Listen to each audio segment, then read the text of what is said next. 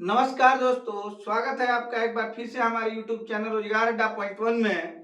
GS की श्रृंखला को आगे बढ़ाते हुए आइए आज एक बेहतरीन टॉपिक को क्लियर करते हैं। आज का हमारा टॉपिक होगा मानवाधिकार। इसके बारे में आज हम डिटेल पढ़ेंगे।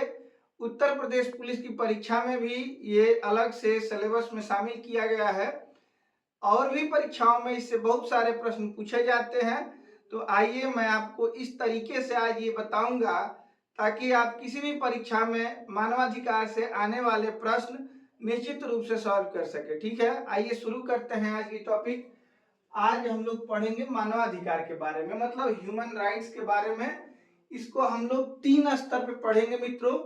सबसे पहले हम लोग मानवाधिकारों की सार्वभौमिक घोषणा जो है ये अंतरराष्ट्रीय स्तर पे जो की गई थी इसके बारे में पढ़ेंगे। ठीक है, इसके बाद हम लोग राष्ट्रीय मानवाधिकार जो भारत में है उसके बारे में पढ़ेंगे, मतलब राष्ट्रीय स्तर पे। फिर तीसरे नंबर पे हम लोग पढ़ेंगे राज्य मानवाधिकार आयोग के बारे में। किसके बारे में? राज्य मानवाधिकार आयोग के बारे में। तो इन 3 टॉपिक्स को क्लियर अगर हम लोग कर लेते हैं तो परीक्षाओं में आने वाले प्रश्न निश्चित रूप से आप कर पाएंगे। ठीक है, आइए शुरू करते हैं। सबसे पहले मानवाधिकारों की सार्वभौमिक घोषणा, जिसे अंग्रेजी में universal declaration of human rights कहते हैं। ठीक है, सबसे पहले जानते हैं कि ये क्या है।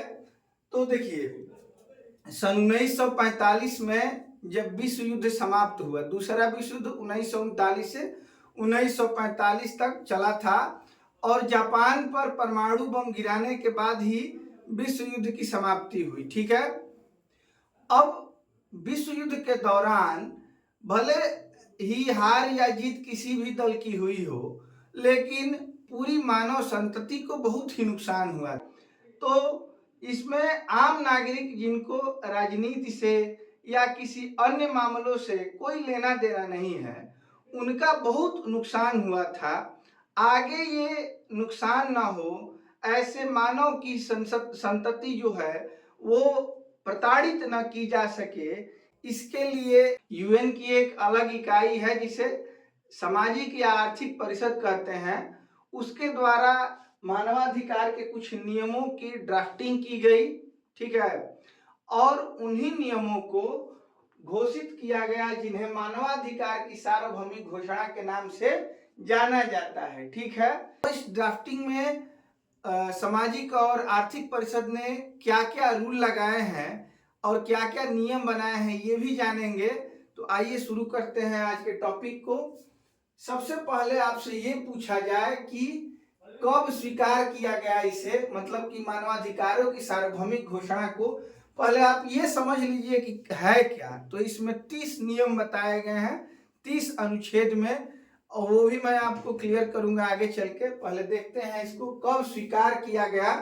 10 दिसंबर 1948 को इसे स्वीकार किया गया। ठीक है, अब ये पूछा जाए कि मानवाधिकारों की सार्वभौमिक घोषणा कहाँ की गई थी, तो ये पेरिस में की गई थी। ठीक है, अब उस समय 58 देश थे जो कि यूएन के सदस्य थे। उसमें से कितने देशों ने इसके पक्ष में मतदान किया था, तो 58 ने। अगर पूछा जाए कि कितने देशों ने इसके विपक्ष में मतदान किया था, तो आप बताएंगे कि एक भी देश इसके विपक्ष में मतदान करने वाला नहीं था। ठीक है, इसमें से 8 देश अनुपस्थित थे जहां ये सभा चल रही थी पेरिस में, और 2 देश जो थे उन्होंने अपना मत ही नहीं डाला था, मतलब उसको भी अनुपस्थित के जैसा ही मान सकते हैं। ठीक है, तो 58 देशों की कुल संस्था थी उस समय।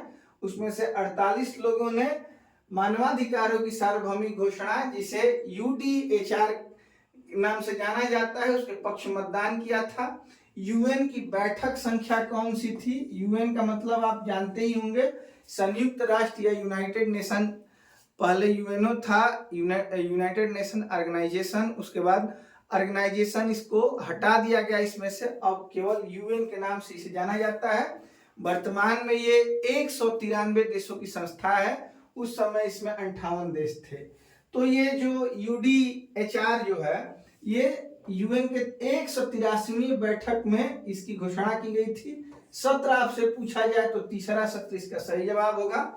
और इसके बुनियादी बिंदु क्या थे, मतलब जो घोषणा हुई थी किन बातों को ध्यान में रख के किसके लिए की गई थी, तो देखिए मानव की स्वतंत्रता, न्याय और शांति के लिए। ठीक है, देखिए मानवाधिकार किसे कहते हैं, अगर आपसे ये पूछा जाए तो ऐसे अधिकार जो हमें केवल मानव होने के नाते प्राप्त हैं उन अधिकारों को मानवाधिकार कहते हैं। मानव को जो सबसे अधिक प्रिय है न्याय, स्वतंत्रता और शांति प्रिय है, इन्हीं तीनों बातों को ध्यान में रखते हुए मानवाधिकारों की सार्वभौमिक घोषणा की गई थी। ठीक है, अब आपसे ये पूछा जाए कि किसके द्वारा इसकी ड्राफ्टिंग की गई, तो सामाजिक और आर्थिक इकाई है एक यूएन की एक इकाई है, मतलब कि यूएन को मुख्यतः 6 भागों में बांटा गया है, उसमें से एक भाग क्या है, सामाजिक व आर्थिक परिषद कहा जाता है इसे। ठीक है, चलिए आगे देखते हैं मूल दस्तावेज की भाषा क्या, मतलब लिखित में ये नियम है, ये किस भाषा में लिखे गए थे, तो अंग्रेजी और फ्रेंच में। ठीक है, अंग्रेजी और फ्रेंच में इसको लिखा गया था, लेकिन बाद में ऑफिशियली इसका अनुवाद 3 और भाषाओं में, स्पेनिश में, रशियन में और चीनी में भी हुआ। इसको आप याद रखेंगे। मूल रूप से इंग्लिश और फ्रेंच में थे, इसके बाद स्पेनिश, फिर रशियन और चाइनीज, ये तीनों भाषाओं में भी इसका अनुवाद हुआ। अनऑफिशियली सबसे ज्यादा अनुवाद इसी का हुआ है, लगभग 555 भाषाओं में। 2023 का डाटा मैं बता रहा हूं आपको, 555 भाषाओं में यूडीएचआर का अनुवाद हुआ है, लेकिन ऑफिशियली अगर कहा जाए तो 3 भाषा आप याद रखेंगे, चाइनीज, रशियन और स्पेनिश में। ठीक है, मूल रूप से मतलब शुरुआत में ये इंग्लिश और फ्रेंच में लिखे गए थे। आगे चलते हैं, इसके बारे में कुछ और जानकारियां हैं। जैसे अगर पूछा जाए कि यूडीएचआर में अनुच्छेदों की संख्या कितनी है, तो आप ध्यान रखेंगे कि यूडीएचआर में अनुच्छेदों की संख्या है 30 अनुच्छेद हैं, आपको याद रखना है। मौलिक अधिकार के बारे में अगर आपने पढ़ा होगा उससे मिलते जुलते 30 अनुच्छेद हैं, मैं आपको आगे ये भी पढ़ के सुनाऊंगा। बहुत ज्यादा इंपॉर्टेंट नहीं है, अनुच्छेद नहीं पूछे जाते हैं, ये जो इंपॉर्टेंट फैक्ट है मैं आपको बता रहा हूं। जुड़े हुए महत्वपूर्ण लोग आप इनको याद रखेंगे। अमेरिका के राष्ट्रपति थे फ्रैंकलिन डी रूजवेल्ट, उनकी पत्नी थी एलेनोर रूजवेल्ट। इन्होंने यूडीएचआर मतलब कि मानवाधिकार की सार्वभौमिक घोषणा के लिए जो अनुच्छेद शामिल किए गए हैं उसको तैयार करने में इसकी मदद की थी।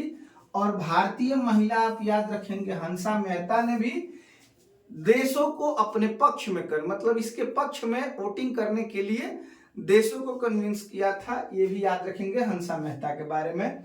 अब आपसे अगर ये पूछा जाए कि मानवाधिकारों के जनक कौन है, तो प्रोफेसर हेनरिक को मानवाधिकारों का जनक कहा जाता है। ठीक है, आगे चलते हैं मित्रों, आगे देखते हैं अंतर्राष्ट्रीय मानवाधिकार दिवस। ये 10 दिसंबर को मनाया जाता है, क्योंकि इसी दिन इसकी घोषणा हुई थी। यूडीएचआर की घोषणा जो हुई थी वो 10 दिसंबर 1948 को ही हुई थी पेरिस में, इसलिए इस तिथि को कब से ये भी आप याद रखेंगे, 1993 ईस्वी से प्रत्येक 10 दिसंबर को अंतर्राष्ट्रीय मानवाधिकार दिवस के रूप में मनाया जाता है। ठीक है, अब आप एक ये भी इंपॉर्टेंट फैक्ट है, इसको याद रखेंगे। पेरिस सिद्धांत जो कि मानवाधिकारों पर ही आधारित है, ये कब दिया गया, तो सन 1991 में दिया गया, इसको याद रखना है। इसी के 2 वर्ष बाद से प्रत्येक वर्ष 10 दिसंबर को मानवाधिकार दिवस मनाया जाता है। आगे चलते हैं, राष्ट्रीय मानवाधिकार आयोग, मैंने आपको 3 स्तर पे बताया था। एक अंतर्राष्ट्रीय स्तर पे, वहां पे यूडीएचआर मतलब कि जो घोषणा की गई है मानवाधिकारों के बारे में वो, फिर इसी के परिप्रेक्ष्य में वहां से सीख के हर देशों ने अपने देश में राष्ट्रीय मानवाधिकार आयोग की स्थापना की है। तो भारत में राष्ट्रीय मानवाधिकार आयोग के बारे में हम लोग पढ़ेंगे। इसकी स्थापना कब हुई थी, 12 अक्टूबर सन 1993 में, आप याद रखेंगे। अगर पूछा जाए कि किस अधिनियम से, तो मानवाधिकार संरक्षण अधिनियम 1993 आपको याद रखना है। ये प्रवृत्त कब हुआ था, कब लाया गया था, तो 28 सितंबर 1993 में पारित होके ये कब स्थापित हुआ मानवाधिकार आयोग, तो 12 अक्टूबर 1993 में। ठीक है, अब आगे चलते हैं मित्रों, देखते हैं इसकी संरचना कैसी है, मतलब इसके सदस्य कौन है और सदस्य कहाँ से आते हैं। ठीक है, तो सबसे पहले देखते हैं राष्ट्रीय मानवाधिकार में 3 प्रकार के सदस्य हैं। सबसे पहले मैं बात करूं तो एक अध्यक्ष होंगे। अध्यक्ष कहां से होंगे, तो एससी का मतलब सुप्रीम कोर्ट का कोई न्यायाधीश, रिटायर्ड न्यायाधीश होगा, मतलब न्यायाधीश होंगे। मतलब कि ये चीफ जस्टिस पहले होते थे, लेकिन अब 2019 से ये बदलाव कर दिया गया है कि मानवाधिकार आयोग का अध्यक्ष या तो एससी के रिटायर्ड चीफ जस्टिस होंगे या कोई भी जस्टिस हो सकते हैं 2019 से। इससे पहले केवल और केवल मुख्य न्यायाधीश ही बनते थे। एक ये याद रखेंगे, रिटायर्ड होने चाहिए, ध्यान रखेंगे इसको। पूर्णकालिक सदस्य अब 5 होते हैं, पहले 4 होते थे। जो भी बदलाव मैं बता रहा हूं ये 2019 के बाद हुए हैं, तो अब 5 होते हैं। अब इसमें आपको याद रखना है कि इनमें 5 में एक महिला सदस्य होना अनिवार्य है। एक सुप्रीम कोर्ट से होंगे, रिटायर्ड हो या कार्यरत हो, वो भी हो सकते हैं। एक हाई कोर्ट से सदस्य होंगे, ये भी रिटायर्ड या कार्यरत हो सकते हैं। और 3 सदस्य जिनमें एक क्या होनी चाहिए, महिला, जिनमें क्या होनी चाहिए, महिला को अनिवार्य किया गया है। ये भी आप एक फैक्ट याद रखेंगे। 3 मानवाधिकार व कानून के जानकार होने चाहिए। ठीक है, ऐसे सदस्य जिनको मानवाधिकार और कानून की जानकारी होनी चाहिए, वे 3, और एक सुप्रीम कोर्ट से, एक हाई कोर्ट से, याद रखना है। और इन तीनों में कम से कम एक महिला सदस्य अनिवार्य है, ये भी याद रखेंगे। अब 7 पदेन सदस्य होते हैं। 7 पदेन सदस्य का मतलब है कि ये किसी अन्य पद पे है और स्वतः ही इसके सदस्य बन जाते हैं। जैसे ये 7 कहां से आते हैं, तो आप याद रखेंगे, एससी का मतलब होता है शेड्यूल कास्ट, मतलब कि अनुसूचित जाति के, जो अनुसूचित जाति आयोग है उसके अध्यक्ष। फिर एसटी मतलब कि अनुसूचित जनजाति, शेड्यूल ट्राइब जनजाति आयोग के अध्यक्ष हैं, वो हो जाएंगे इसके सदस्य। ओबीसी मतलब कि अन्य पिछड़ा वर्ग जो है, ठीक है, अन्य पिछड़ी जाति आयोग के पिछड़ा ओबीसी आयोग के अध्यक्ष जो है वो सदस्य हो जाएंगे। अब संरक्षक आयोग के अध्यक्ष इसके सदस्य हो जाएंगे। बाल संरक्षण आयोग के अध्यक्ष इसके सदस्य हो जाएंगे। महिला आयोग के अध्यक्ष इसकी सदस्य हो जाएंगी। और दिव्यांग जन आयुक्त, कमिश्नर जो होगा, दिव्यांग जन में जो कमिश्नर होगा वो हो जाएंगे पदेन सदस्य इसके। तो ये 7 पदेन सदस्य यहाँ से लिए जाते हैं। तो कुल मिला के आप कह सकते हैं कि 1, 5, 6, 6, 7, 13 वर्तमान में राष्ट्रीय मानवाधिकार आयोग के सदस्यों की संख्या कितनी है, 13 है। ठीक है, अब मित्रों बात ये उठती है, प्रश्न ये खड़ा होता है कि ये सदस्य कहां से आते हैं, इनकी नियुक्ति कौन करता है। इसको देखते हैं अगले पेज पे। देखिए इसके सदस्यों की नियुक्ति कौन करता है, सबसे पहले ये जान लेते हैं राष्ट्रपति। लेकिन राष्ट्रपति एक समिति होती है, उसकी अनुशंसा के आधार पर ही इसके सदस्यों की नियुक्ति कर सकते हैं। अब देखिए कौन सी समिति है और इसके सदस्य कौन से हैं, तो समिति के सदस्यों में प्रधानमंत्री, फिर लोकसभा के अध्यक्ष, गृह मंत्री, राज्यसभा के उपसभापति, लोकसभा के नेता प्रतिपक्ष और राज्यसभा के नेता प्रतिपक्ष, ये लोग इस समिति में होते हैं। और यही 6 लोगों की समिति अनुशंसा करती है कि किसको मानवाधिकार आयोग का सदस्य या अध्यक्ष बनाया जाना चाहिए। तो सिफारिश इनकी होती है। नियुक्ति कौन देते हैं, तो राष्ट्रपति करते हैं। कार्यकाल के बारे में पूछा जाए मित्रों तो आप याद रखेंगे 3 वर्ष या 70 वर्ष की आयु तक। मतलब अगर व्यक्ति की उम्र 70 वर्ष हो जाए तो इसका सदस्य नहीं बन सकता है 70 वर्ष की आयु तक, और अगर नहीं है तो 3 वर्ष तक ये रह सकते हैं। मतलब कार्यकाल 3 वर्ष का होगा। लेकिन किसी का, मान लीजिए कोई 68 साल की उम्र में बने अगर सदस्य मानवाधिकार आयोग का, तो 2 ही साल रह सकता है, क्योंकि 3 वर्ष पूरे होने से पहले उसकी उम्र 70 वर्ष पूरी हो जाएगी तो उसको हटा दिया जाएगा। तो याद रखेंगे 2019 से पहले ये आयु सीमा 5 वर्ष थी, आपको याद रहना चाहिए ये भी। 2019 के बाद इसकी सीमा 3 वर्ष या 70 वर्ष की आयु तक कर दिया गया है, ठीक है। अब त्याग पत्र अगर देने की बात हुई कि सदस्य की त्याग पत्र किसको देंगे, तो त्याग पत्र देंगे राष्ट्रपति को, या हटाया भी जाएगा अगर तो राष्ट्रपति के द्वारा ही इनको हटाया जा सकता है, ठीक है। अगर कहीं कदाचार में ये पकड़े जाते हैं तो इनको हटाने का अधिकार किसको है, राष्ट्रपति को। लेकिन ये सुप्रीम कोर्ट की अनुशंसा पर ही, सुप्रीम कोर्ट पहले कदाचार का जांच करेगा कि वो क्या किए हैं, वो सही में अगर गलत किए हैं तो अनुशंसा करेगा सुप्रीम कोर्ट, और हटाने का काम किसका है, तो राष्ट्रपति जी का है। और अगर वे खुद चाहे त्याग पत्र देना तो किसको देंगे, राष्ट्रपति जी को ही देंगे। वर्तमान अध्यक्ष अगर आपसे पूछा जाए कि राष्ट्रीय मानवाधिकार आयोग के वर्तमान अध्यक्ष कौन है, ये फैक्ट आपको याद रखना है और अपडेट भी करते रहना है, ये बदल भी सकते हैं। अभी वर्तमान में यही है, अरुण कुमार मिश्रा। पहले अध्यक्ष अगर पूछा जाए राष्ट्रीय मानवाधिकार आयोग का तो आप बताएंगे रंगनाथ मिश्रा पहले अध्यक्ष थे, ठीक है।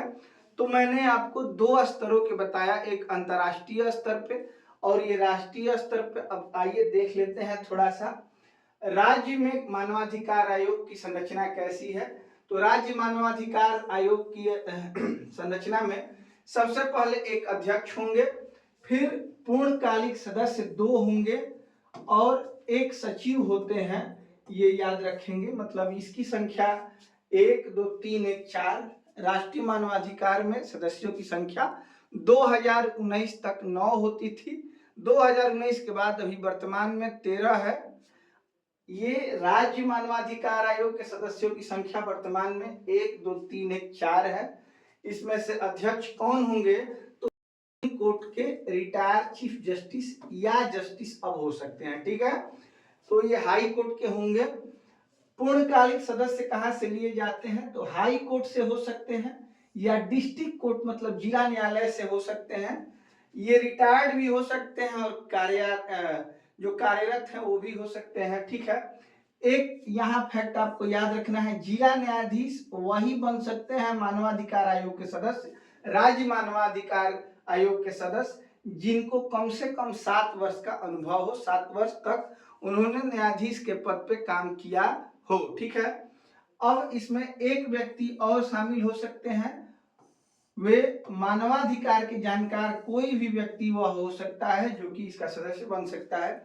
सचिव भी ऐसे ही व्यक्ति को बनाया जाता है जो कि इसको सीईओ भी बोलते हैं, मतलब चीफ एग्जीक्यूटिव ऑफिसर, मतलब कि मुख्य कार्यकारी अधिकारी, इसी को कहते हैं सचिव को, ठीक है। मानवाधिकार का जानकार ये भी व्यक्ति होना चाहिए, ठीक है। आगे चलते हैं, इसमें देखते हैं कि इनकी नियुक्ति कौन करता है। तो राज्य मानवाधिकार आयोग के सदस्यों की नियुक्ति राज्यपाल करते हैं, लेकिन ये भी किसकी अनुशंसा पे करते हैं, तो जैसे कि मैंने आपको राष्ट्रीय मानवाधिकार आयोग में अनुशंसा करने के लिए एक समिति बताई थी जिसमें पीएम थे, होम मिनिस्टर थे, वैसे इसमें भी है, ये आप ध्यान रखेंगे। ये सीएम मतलब चीफ मिनिस्टर, एसएचएम मतलब कि स्टेट होम मिनिस्टर मतलब राज्य के गृह मंत्री होंगे, विधानसभा के अध्यक्ष होंगे और वहीं के विपक्ष के नेता होंगे, विधान परिषद के अध्यक्ष होंगे और विधान परिषद के नेता विपक्ष होंगे। मैं यूपी की बात कर रहा हूं, विधान परिषद हर राज्य में नहीं है लेकिन यूपी में है, ठीक है।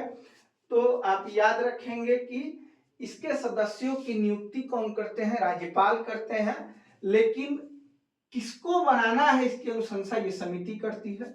कार्यकाल इसका कितने दिनों का होना चाहिए, तो 3 साल या 70 वर्ष की आयु तक, मैंने पहले भी ये समझाया था।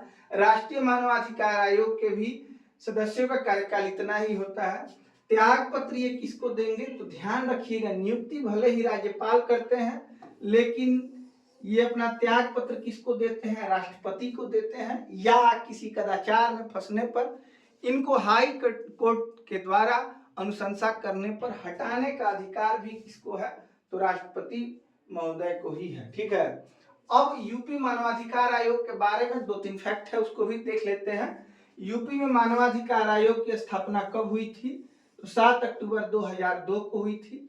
इसका मुख्यालय कहाँ है, तो लखनऊ में है और अध्यक्ष वर्तमान में इसके कौन है, बाला कृष्ण नारायण है।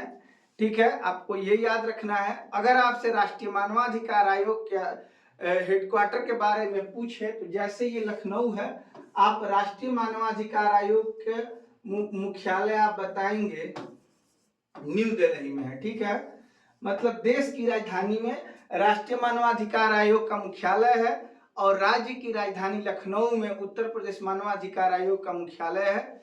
उम्मीद है मित्रों आपको ये समझ में आया होगा।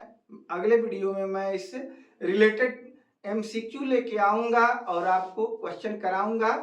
आप लोग बने रहिए हमारे साथ। चुनाव के वजह से थोड़ा बीच में गैप हो गया 2-4 दिन का, आगे गैप नहीं होगा। अगर आपको वीडियो पसंद आई हो तो वीडियो को लाइक करें, चैनल को सब्सक्राइब करें और अपने दोस्तों में शेयर करें ताकि और लोग हमारे साथ जुड़ सकें। होगा, मिलते हैं आपसे अगले वीडियो में। तब तक के लिए नमस्कार, शुभ रात्रि।